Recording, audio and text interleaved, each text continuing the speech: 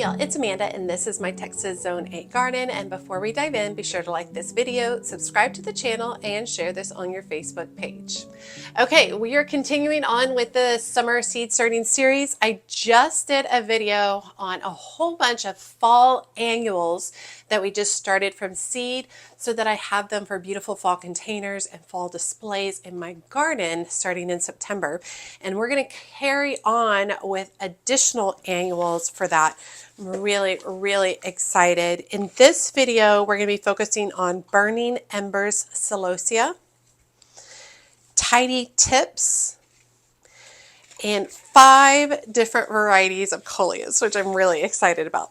Okay, so why am I starting seeds in summer? I know this is not typically what most people would do. A lot of people just kind of think of starting them into the winter for spring planting. You can start seeds all times of the year, just depending on what you're wanting to use them for. I like to start a lot of seeds at the beginning of September, and I grow them on and I get them planted out in early fall, enjoy them all the way through early fall, rest of the fall and beginning of winter. It's a big cost savings for me because I like to have a really big fall display, beautiful fall colors in my garden. And if I start these plants now from seed, they'll be big and lush and beautiful by the time it's time to plant them out. And I like for the seedlings I'm growing to look like they're from a garden center. Also, the garden centers don't necessarily carry everything that I would like to have in my designs. Typically, I see mostly chrysanthemums or mums, fall mums. I like those just fine. However, they're just some color and then they die back. They're not going to rebloom for me unless I plant them, and then they won't rebloom till next year. And I do have some mums planted in my garden.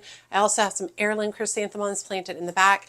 But I like to use more than mums and pumpkins for color. And so by growing a lot of things from seed, it gives me a lot of additional options. And then truthfully, this is one of the easiest, most affordable ways for me to fill my garden is to grow from seed. Therefore, I'm growing plants pennies per plant as opposed to paying $10 to $15 per plant at a nursery. Okay, so let's get started. The soil I'm going to be utilizing is called Burger BM7. And it is my favorite potting soil to use. And then of course I also use it for seed starting, which is great. And it does have some bark in it, but it's not bad at all. I get it from Homegrown Plants in Farmersville. And then I'm going to be utilizing my Amazon seed trays. These are linked in my video description below. It comes with a set of 12 seed cells, a water reservoir, and then a lid with a humidity dome on top. So I'm going to go ahead and start by filling several of these seed trays with soil. So I like to use a dry soil method. So I basically come in here with the dried soil, run it across the top, smooth it out, just simple like that. And then once my seed is sown in these trays, then I add water to the water reservoir and allow it to soak up from there. I've been doing this method for several years. It just works best for me. I like it better than getting all the soil wet and then trying to push it into the seeds, the cells. It's just it just works better for me. If you prefer to get your soil moist first, by all means, do it that way. I'm real big on doing what works best for you. Okay, we are going to start with Tidy Tips. And all the seeds that I purchased for this are from Swallowtail Garden Seeds. That is my favorite place to buy seeds online. I'm not sponsored by them. I don't receive any discounts. I pay the same amount you guys pay, and I'm just very happy with the quality, the selection, and the cost. Okay, so first on the list is Tidy Tips, and this is a brand new to me plant to be growing. It is a cheerful daisy-like flowers with bright yellow petals tipped in white, compact mounting habit around 12 inches tall, which that's actually key for me, and it's an annual and prefers full sun. And I'm really kind of looking to be able to tuck this in some containers, and so I kind of like this idea of like this kind of little mound of yellow and white. I think would be really pretty. So I'm going to go ahead and just start one tray of them. I'm going to bring y'all in close so you can see what the seeds look like. Okay, now these seeds are surface sow that are going to go right on the top, and they do need light for germination. And there's a lot of little seeds in here. And this is my first time starting them, so I'm not going to start a whole bunch of these, but if I end up really liking them, I'm just going to give a little sprinkle these seeds kind of stick together a little bit. So maybe like 2 or 3 seeds per seed cell. If I end up liking them, we can plan accordingly. I can grow some of these for the spring if I would like.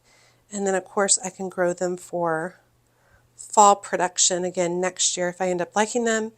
If I like them enough, they could be a really great like border, which would be awesome, especially since they're only about 12 inches tall.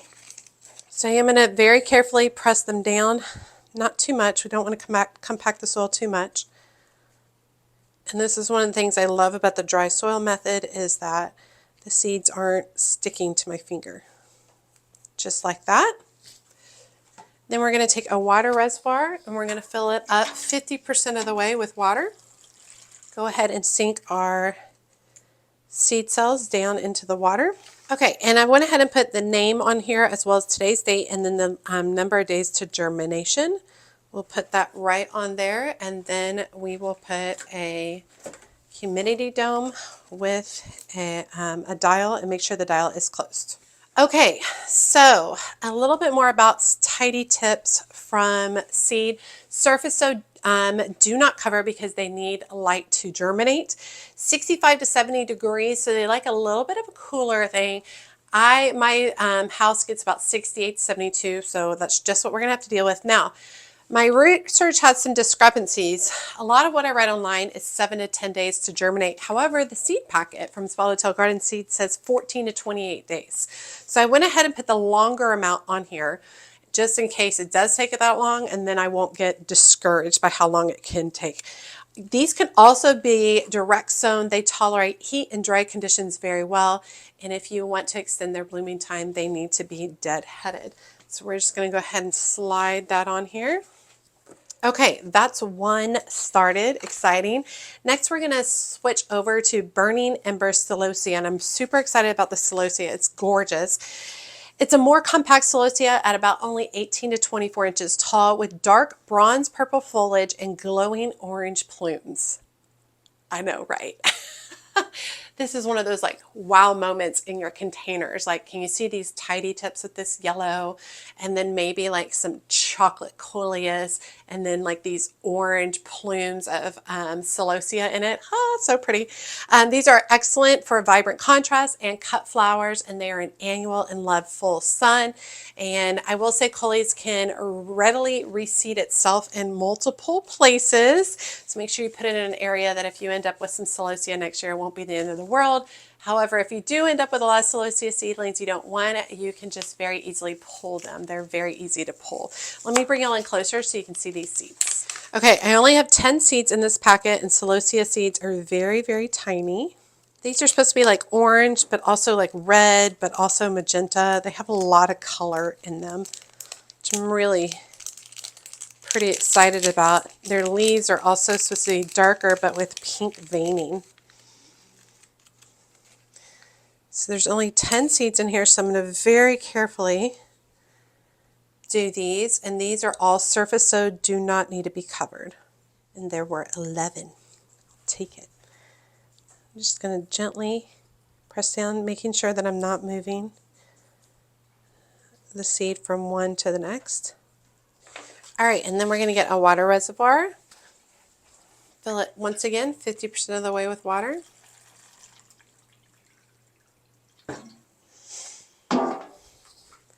Go ahead and drop in our seed cells.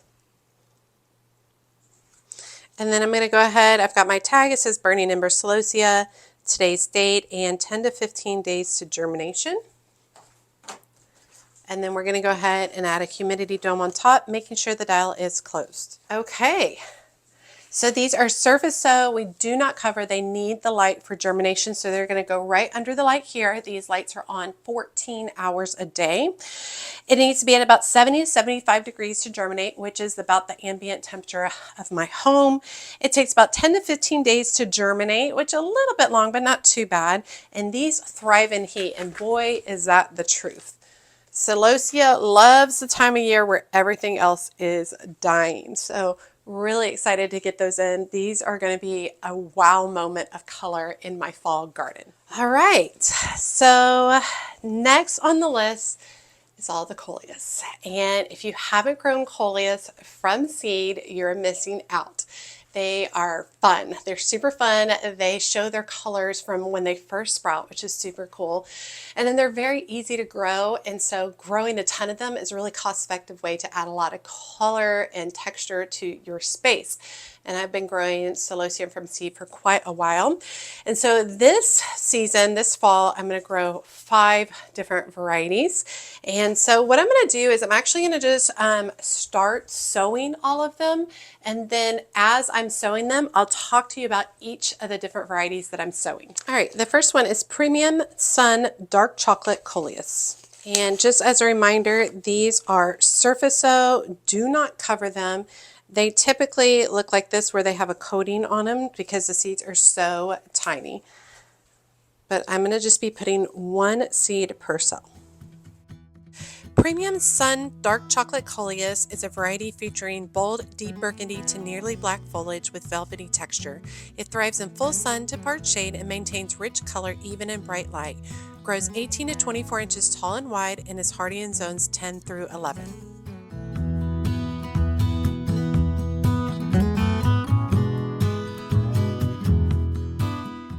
Premium Sun Chocolate Covered Cherry Coleus is a striking foliage displaying deep chocolate-colored edges with vivid cherry red centers.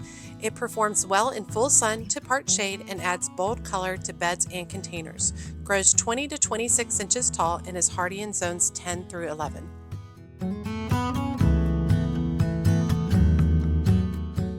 Fairway Orange Coleus is a compact coleus with bright orange to coppery red leaves and scalloped green edges, perfect for borders or small containers. It grows 8 to 10 inches tall and thrives in part shade to shade. It's hardy in zones 10 through 11.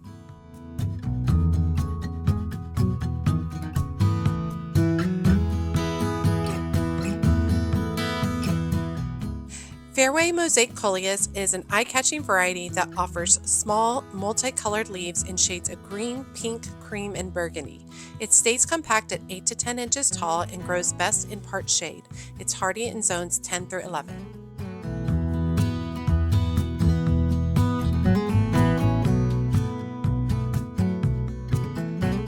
Premium Sun Coral Candy Coleus features vibrant coral pink centers with burgundy veins and green edges, creating a striking tropical effect.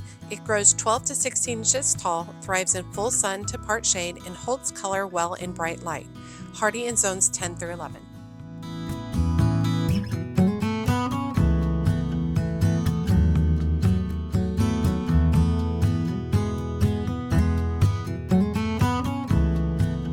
Okay, so now we have 7 trays of Coleus, which is so exciting. Let me get all these over here so I can just oogle at them. Looks awesome. Okay, a little bit about Coleus. So it is surface sow, do not cover it. It must have light for germination. It's going to go under my lights over here. It is going to have minimum 14 hours of light per day. It needs to be about 70 to 75 degrees in order to germinate. That's about the ambient temperature of my home. It takes 10 to 15 days to germinate, so a little bit long, not too bad. And it grows best in part to full sun, unless you have the Premium Sun varieties that I did, which do well in sun if watered well. And you need to pinch them early to encourage bushiness, or else they will just go straight up tall and thin. So pinching them early forces them to branch and be bushier. So I'm really excited about that. Okay, so I think I'm going to put some of them over here, and then some of them are going to go up on the big shelves because I'm obviously out of room over here. Okay, feeling really good about that. A few things about aftercare and transplanting. So I'm going to be keeping my eye on my seedlings. You should be checking your seedlings every single day. Once 50% of them have sprouted within the containers, I'm going to remove the humidity dome at that point in time. They will remain under the lights for 14 hours a day. Now, once they have 2 to 3 sets of true leaves, I'm going to pot them up into larger containers. The first leaves that you see come about are seed leaves. Any leaves after that first set of seed leaves are true leaves. And you need 2 or 3 sets, and then we pot them up to larger containers that continue to grow on and make nice, robust root systems. I will also, at potting up time, begin fertilizing them at that point in time. I typically use Alaskan fish emulsion at about half strength for my fertilization. Works great, smells terrible, but does really, really good. And then once we get to probably beginning of September, I'll move all these seedlings outside where they will harden off 7 to 10 days in a row in partial shade. And then after that, I will begin transplanting into my garden. These are going to be used in containers and as border designs for the fall. All right, feeling really good about that. Just charging through the seeds. It feels really, really nice to be doing that. So I am going to be starting some more rounds of additional perennials. That'll be coming up. I like to start a lot of perennials in the summer, grow them on, and then get them planted out in the fall so that next spring they'll be nice and beautiful. I'm going to be doing like foxglove, some more columbine, lisianthus. I'm going to do a whole video on starting lisianthus. I've become very successful with my lisianthus that I've been growing from seed, and I got hundreds of stems this last year. So I'll continue teaching y'all how to do that. But lots of good stuff going on. Even though it's hot outside, we're still gardening, just inside. All right, you all, as always, make sure you like and comment on the video. Every time you like and comment, it helps grow the video. It helps grow my channel. I would love it if you would share my channel with a friend or on your Facebook page, just to get more people coming in and seeing what I've got going on. And you can check me out on my Patreon community. The link is in the video description below. It is all things She's a Mad Gardener, all things gardening. It's a great group of people. There is a free tier that you can join in under, and there are additional paid tiers. The paid tiers continue to help support me and my journey as a gardener and as a YouTuber. And the higher up you are in the tiers, the more access you get, including exclusive videos only available to certain patrons, as well as group chats and photo sharing. As always, she's a mad gardener or a decorator or anything else that she wants to be. Thanks, y'all.